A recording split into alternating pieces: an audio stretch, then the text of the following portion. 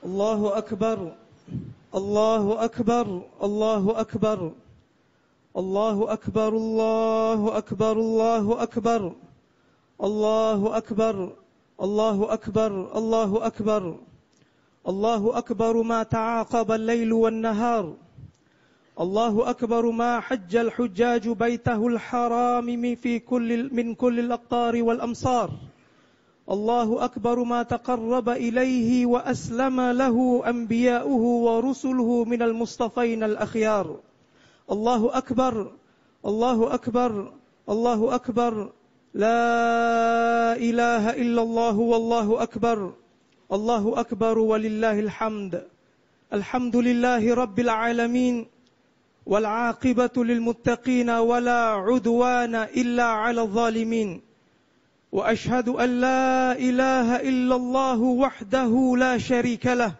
فهو المؤمنين وأشهد أن سيدنا محمدا عبده ورسوله الرحمة للعالمين اللهم صل وسلم وبارك عليه وعلى آله وصحبه أجمعين أما بعد فيا عباد الله اتقوا الله يقول المولى تبارك وتعالى في محكم كتابه يا أيها الذين آمنوا اتقوا الله حق تقاته ولا تموتن إلا وأنتم مسلمون.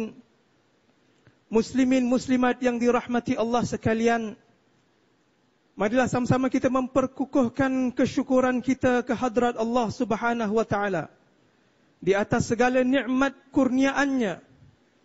Teguhkanlah ketakwaan kita kepada Allah dengan melaksanakan segala perintahnya dan menjauhi segala larangan-larangannya. Sesungguhnya yang sampai kepada Allah, yang dinilaikan oleh Allah Subhanahu wa taala pada hari perhitungan dan dalam hubungan kita dengan Allah Tuhan Maha Pencipta adalah ketakwaan kita. La yanalallaha luhumuha wala dima'uha walakin yanaluhu taqwa minkum. Tidak sampai kepada Allah daging-daging korban dan darah-darah pengorbanan tersebut, tetapi yang sampai kepada Allah adalah ketakwaan dari kalangan kamu, seperti yang difirmankan Allah Subhanahu wa taala. Pada hari-hari suci ini kita melaungkan takbir mengagungkan Allah Subhanahu wa taala. Kita bertahmid kepadanya di atas segala pemberiannya. Allahu Akbar walillahil hamd. Hari-hari suci ini juga mengingatkan kita ujian agung keimanan yang dilalui oleh Nabi Ibrahim alaihi salam. Tatkala baginda diperintahkan Allah Subhanahu wa taala untuk mengorbankan sesuatu yang amat disayangi, seorang anak yang begitu lama dinanti-nantikan kelahirannya. Allah Subhanahu wa taala mengisahkan peristiwa tersebut dalam surah As-Saffat ayat 99 sehingga 102. A'udzu billahi minasyaitonir rajim. Wa qala inni dhahibun ila rabbi sayahdin. Rabbi habli minas salihin. Fabashsharnahu bighulamin halim. Falamma balagha ma'ahu as-sa'ya قال يا بني إني أرى في المنام أني أذبحك فانظر ماذا ترى قال يا أبت افعل ما تؤمر ستجدني إن شاء الله من الصابرين. Yang bermaksud, dan Nabi Ibrahim alaihissalam berkata, aku pergi kepada Tuhanku yang akan menunjukkan jalan padaku. Wahai Tuhanku, kurniakanlah padaku seorang anak dari kalangan salihin, yakni anak yang saleh yang baik. Lalu kami, yakni Allah, membawa kabar gembira kepadanya dengan mengurniakannya anak yang penyabar. Maka ketika anak tersebut sampai pada usia yang mana dia boleh berusaha dengan ayahnya, Nabi Ibrahim alaihissalam berkata, wahai anakku, sesungguhnya aku melihat dalam mimpi bahawa aku akan menyembelihmu. Maka apakah pendapatmu? Anaknya menjawab, wahai ayah, jalankanlah apa yang telah diperintahkan kepadamu, yakni perintah Allah Subhanahu wa taala. InsyaAllah kamu akan dapati bahawa aku termasuk dari kalangan orang-orang yang penyabar. Satu perintah yang luar biasa. Alaihissalam dan anaknya Nabi Ismail alaihissalam tetap patuh tanpa ragu dan tidak mempersoalkan sebab perintah Allah Subhanahu wa taala. Balasan terhadap keimanan dan keyakinan mereka yang tidak berbelah bagi, Allah Subhanahu wa taala akan mereka dengan penerimaan dan seluas-luas rahmatnya. Bahkan Allah Subhanahu wa taala di penghujung kisah tersebut menyifatkan Nabi Ibrahim alaihissalam, salam ala Ibrahim wa dzalika innahu min ibadina al-mu'minin. Salam sejahtera kepada Nabi Ibrahim alaihissalam. Demikianlah kami membalas orang-orang yang berbuat baik, berlaku ihsan. Sesungguhnya dia, yakni Nabi Ibrahim, dari kalangan hamba-hamba kami, yakni Allah yang beriman. Allahu Akbar, Allahu Akbar, Allahu Akbar, Allahu Akbar walillahil hamd. Para jamaah yang dikasihi sekalian, ayuh pada pagi ini dan pada musim perayaan Idul Adha, kita merenungi peristiwa pengorbanan Nabi Ibrahim dan anaknya Nabi Ismail alaihimassalam. Khusus dalam kita menghadapi situasi dan cabaran kita dalam kehidupan yang tidak sunyi dari ujian. Apakah yang mendorong kesanggupan mereka untuk mentaati Allah? Apakah yang menggerakkan hati seorang ayah yang telah menunggu bertahun-tahun untuk mendapatkan seorang anak, untuk sanggup mengorbankan anak itu tanpa rasa ragu dan syak wasangka terhadap perintah dan kebijaksanaan Allah? Apakah yang menyebabkan anak itu patuh tanpa sebarang bantahan, membenarkan bapanya melaksanakan perintah Tuhannya? Inilah hasil daripada keimanan dan keyakinan yang mutlak terhadap kuasa Allah Subhanahu wa taala, terhadap ilmu-ilmunya, ilmu Allah yang maha luas, kuasanya yang tiada batasan, dan kebijaksanaan Allah yang amat sempurna.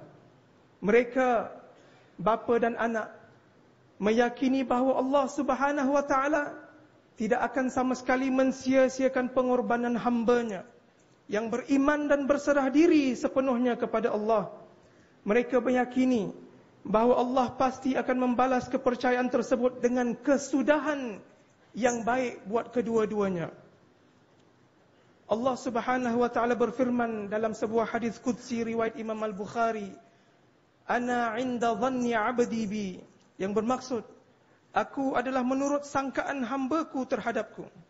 Jika sangkaan kita baik terhadap Allah Subhanahu wa taala, maka begitulah Allah Subhanahu wa taala memelihara keadaan kita dan memberi kesudahan yang baik, bersyaratkan kita mengikut perintah Allah Subhanahu wa taala. Di sini terdapat pengajaran yang amat besar bagi kita sekalian dalam hubungan kita dengan Tuhan yang telah mencipta dan memelihara kita. Kita mesti sentiasa bersangka baik, beriman dan menunjukkan kepercayaan serta keyakinan terhadapnya, khusus tatkala kita menghadapi cabaran dan ujian di semua peringkat, di peringkat individu, keluarga, masyarakat, negara, bahkan manusia sejagat. Sebagai orang yang beriman, cinta dan kasih sayang sesama kita akan mendorong kita untuk memperbaiki keadaan saudara kita, sama ada ahli keluarga, anak-anak, teman maupun sesama umat, agar mereka juga menjadi manusia yang lebih baik, yang beriman, yang menikmati hidup yang aman, tenteram lagi sejahtera. Kita suka dan inginkan buat mereka apa yang kita suka dan inginkan untuk diri kita sendiri.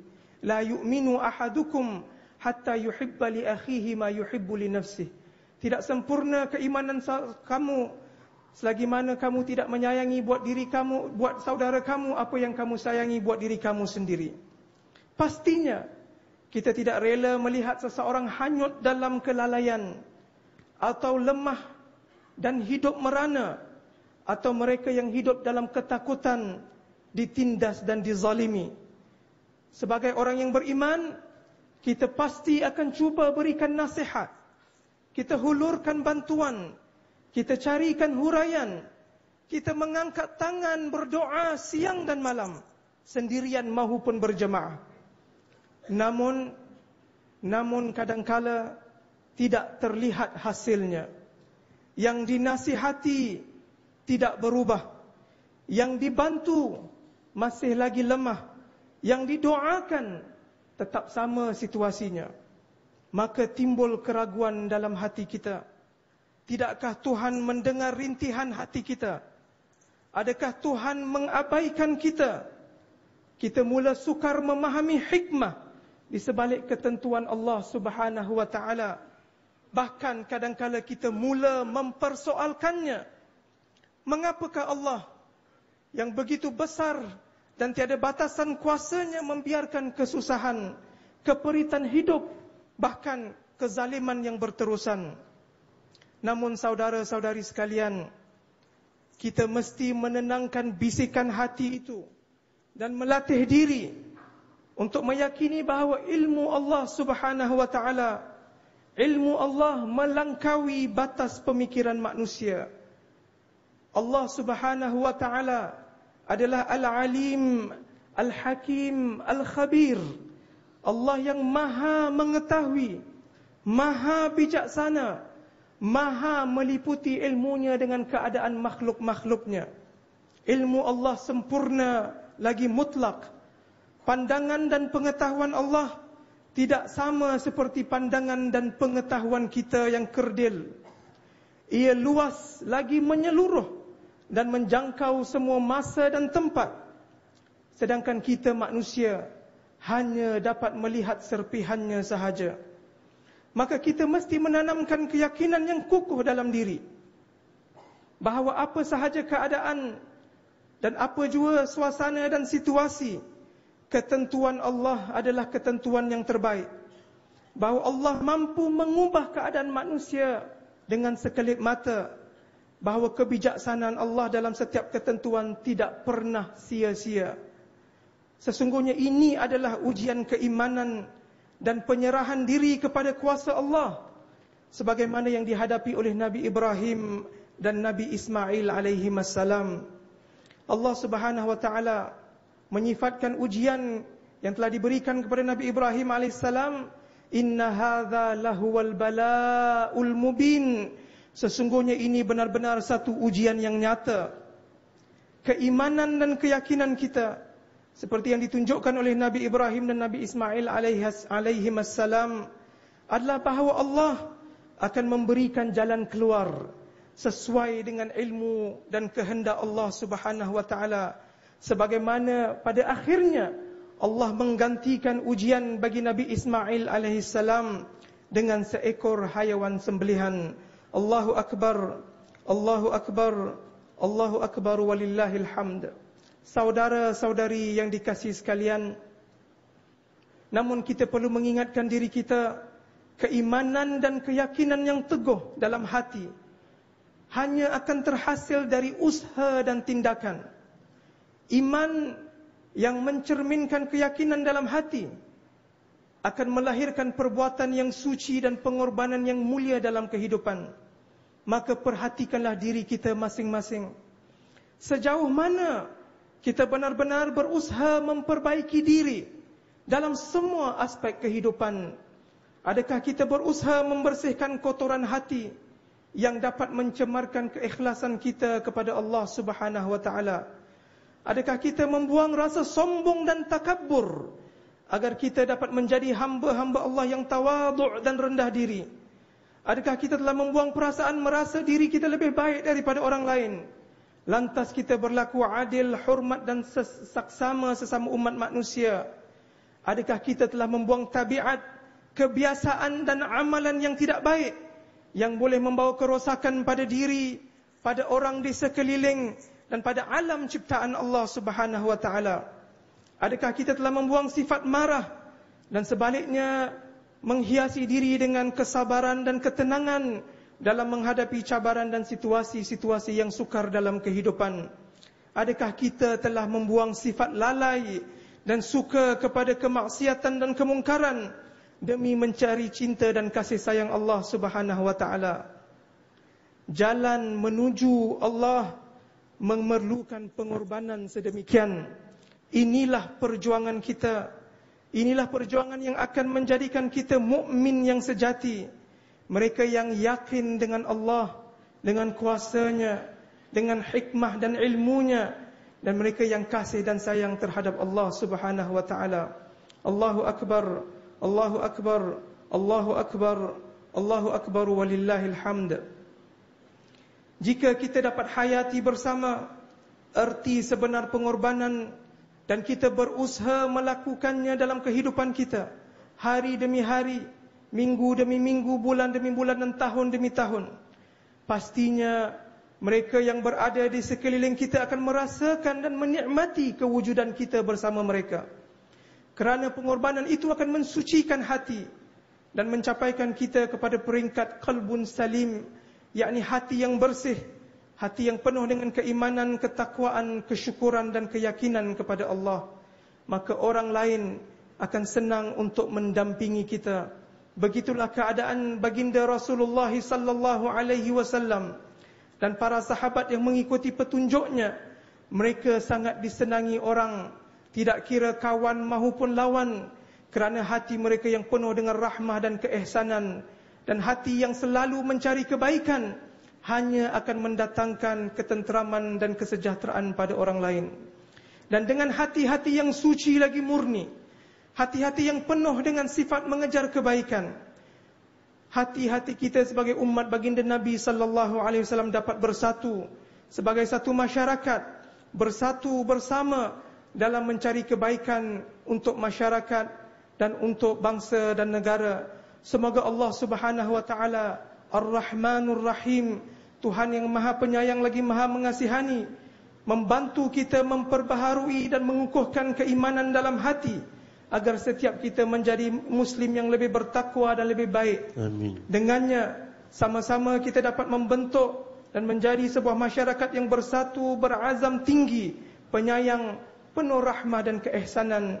Ya Allahu ya Rahmanu ya Rahim. Amin. Jadikanlah kami ya Allah umat yang teguh keimanannya ya Allah. Amin. Yang kukuh pendiriannya. Amin. Yang sentiasa berusaha untuk mencari keredaan-Mu. Amin. Kurniakanlah kami kekuatan untuk menghadapi cabaran. Amin. Hikmah dalam menempuh kehidupan. Amin. Dan taufik untuk sentiasa berada di jalan yang Engkau ridai. Amin. Amin ya Rabbal Alamin. Aqulu qawli hadha wa astaghfirullahal azim li wa lakum fastaghfiruhu innahu huwal ghafurur rahim. Allahu akbar, Allahu akbar, Allahu akbar, walillahil hamd. Allahumma innaka afuwun tuhibbul afwa fa'fu anna wa an walidina wa an jami'il mu'minina wal mu'minat wal muslimina wal muslimat الأحياء منهم والأموات برحمتك يا أرحم الراحمين.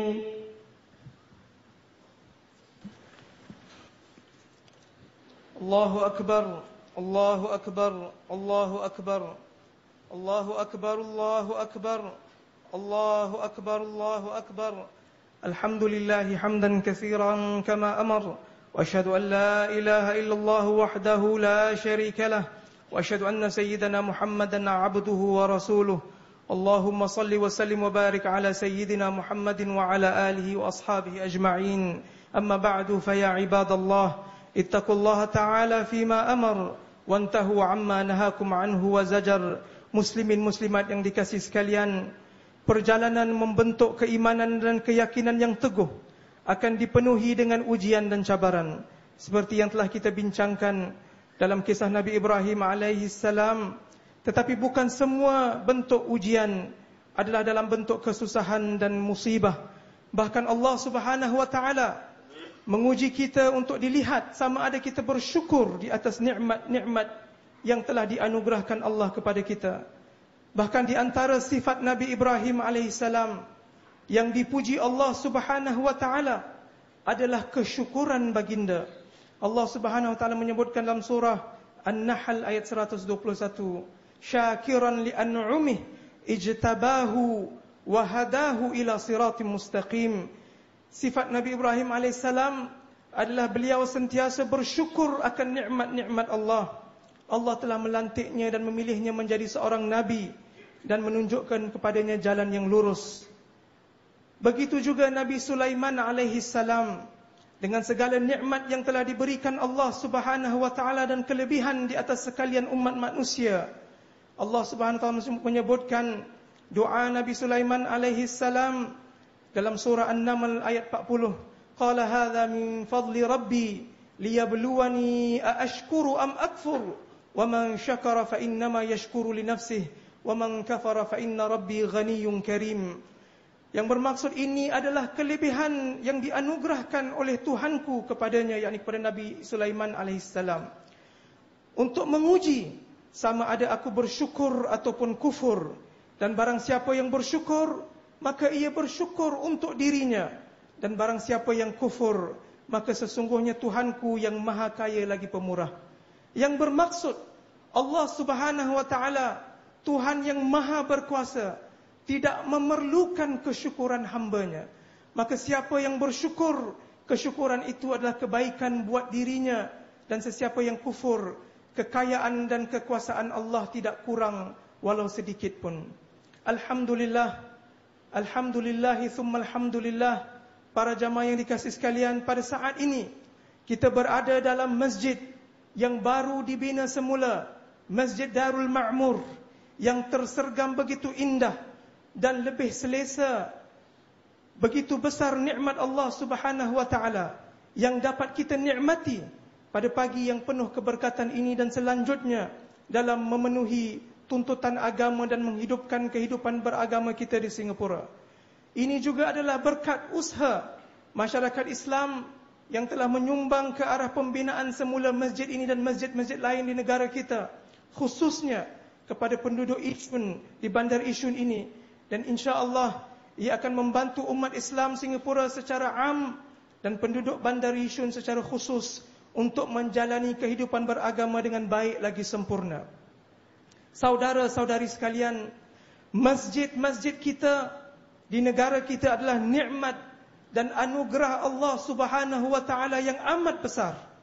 Begitu juga kehidupan beragama kita yang kita jalani bersama dalam suasana aman, suasana yang tenang dan suasana yang dihormati oleh orang lain. Maka setiap kali kita datang ke masjid, dapat beribadah di dalamnya, maka ingatlah akan betapa besar nikmat Allah Subhanahu wa taala ke atas kita sekalian. Dan bagaimana dengan kesatuan dan sikap membantu sesama kita dalam mencari kebaikan, maka banyak lagi kebaikan yang boleh dicapai bersama. Kerana pada dunia masa kini, dalam dunia sekarang ini, ramai yang bukan hanya tidak dapat beribadat dengan tenang atau selesa, bahkan hidup dalam ketakutan, hidup dalam kegelapan. Sedangkan kita dikurniakan Allah Subhanahu wa taala nikmat yang begitu besar. Jika masyarakat lain banyak diuji dengan kesusahan dan keperitan kehidupan, masyarakat kita pula diuji dengan kesenangan dan keselesaan. Allah Subhanahu wa taala berfirman dalam surah Al-Anbiya ayat 35, kullu nafsin dha'iqatul maut wa nabluukum bisyarri wal khairi fitnah wa ilaina turja'un. Yang bermaksud setiap jiwa pasti akan merasakan kematian dan kami akan uji kamu dengan keburukan dan kebaikan sebagai fitnah, yakni ujian, dan kepada kami kamu akan kembali. Kita dapati dalam kisah kaum Sabak, Allah Subhanahu wa taala mengisahkan kaum yang hidup dalam kenikmatan dan kesenangan. Allah tidak murka dengan kesenangan dan kemewahan mereka, tapi Allah menyuruh mereka. Dan Allah tidak menyuruh mereka untuk menolak kesenangan dan keselesaan, tapi Allah Subhanahu wa taala menyuruh dan mengajak mereka untuk bersyukur kepadanya dengan mentaati Allah dan melakukan kebaikan dan menggunakan kesenangan dan kemewahan untuk membantu orang-orang yang memerlukan. Laqad kana li saba'in fi maskanihim ayah jannatani 'an yaminin wa shimal kulu min rizqi rabbikum washkuru lahu baldatun tayyibatun wa rabbun ghafur.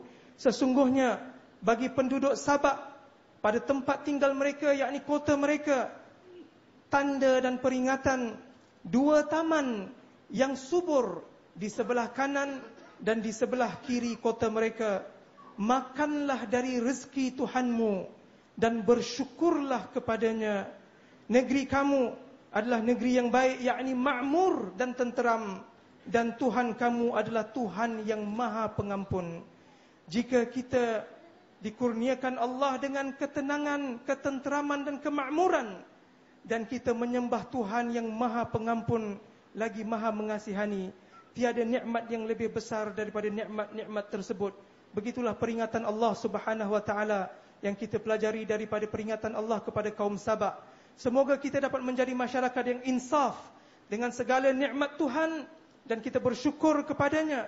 Semoga kita juga terus memelihara nikmat dan kebaikan yang telah Allah anugerahkan buat kita sekalian, dan terus bekerja keras, berusaha membentuk masyarakat yang bertakwa, yang berakhlak mulia, yang menyebarkan rahmah dan keihsanan, yang mensucikan nama agama dan nama baginda Rasulullah sallallahu alaihi wasallam, dengan sentiasa berusaha dan memberi sumbangan yang baik ke arah kesejahteraan umat manusia. Ala sallu wa sallimu ala nabiyil mustafa khairil anam. Faqad amarana Allah Ta'ala bidzalika haitsu qala fi kitabihil aziz, inna Allaha wa malaikatahu yusalluna 'alan nabiy ya ayyuhalladzina amanu sallu 'alaihi wa sallimu taslima. وسلم وبارك عليه. اللهم صل وسلم وبارك على سيدنا محمد وعلى آل سيدنا محمد. وارض اللهم عن الخلفاء الراشدين المهديين ساداتنا أبي بكر وعمر وعثمان وعلي رضي الله عنهم، الصحابة والقرابة والتابعين وتابع التابعين، وعنا معهم وفيهم برحمتك يا أرحم الراحمين. اللهم اغفر للمؤمنين والمؤمنات آمين، والمسلمين والمسلمات آمين، الأحياء منهم والأموات، آمين، إنك سميع قريب مجيب الدعوات، آمين، وقاضي الحاجات يا رب العالمين. آمين. اللهم ادفع عنا البلاء والوباء، آمين، والزلازل والمحن، آمين، ما ظهر منها وما بطن، آمين، عن بلدنا خاصة، آمين، وسائر البلدان عامة يا رب العالمين. آمين. اللهم إنا نستودعك أنفسنا وأهلنا وبلادنا، ونعوذ بك من شرور المفسدين وكيد المعتدين، آمين، وظلم الظالمين. آمين. اللهم أعز دينك، اللهم أعز دينك، آمين. اللهم أعز دينك، وانصر أمة نبيك، آمين. وانصر أمة نبيك، آمين. وانصر أمة نبيك، آمين. وخاصة المستضعفين منهم، آمين. والمظلومين منهم يا آمين. رب العالمين. آمين. اللهم يا منزل الكتاب، آمين. ويا مجري السحاب، آمين. ويا هازم الأحزاب، آمين. اهزم الأحزاب وانصر إخواننا آمين. المستضعفين في غزة، آمين. وفي فلسطين، آمين. وفي كل مكان عامة يا أرحم الراحمين. آمين. اللهم بدل خوفهم أمنا، آمين. وحزنهم فرحا، آمين. وهمهم فرجا آمين. يا رب العالمين. آمين. ربنا ظلمنا أنفسنا، آمين، وإن لم تغفر لنا وترحمنا لنكونن من الخاسرين. آمين، ربنا هب لنا من أزواجنا وذرياتنا قرة أعين، آمين، واجعلنا للمتقين إماما. آمين. ربنا آتنا في الدنيا حسنة، آمين. وفي الآخرة حسنة، آمين. وقنا عذاب النار. آمين. عباد الله، إن الله يأمر بالعدل والإحسان وإيتاء ذي القربى، وينهى عن الفحشاء والمنكر والبغي، يعظكم لعلكم تذكرون. فاذكروا الله العظيم يذكركم، واشكروه على نعمه يزدكم، واسألوه من فضله يعطكم، ولذكر الله أكبر، والله يعلم ما تصنعون. والسلام عليكم ورحمة الله تعالى وبركاته.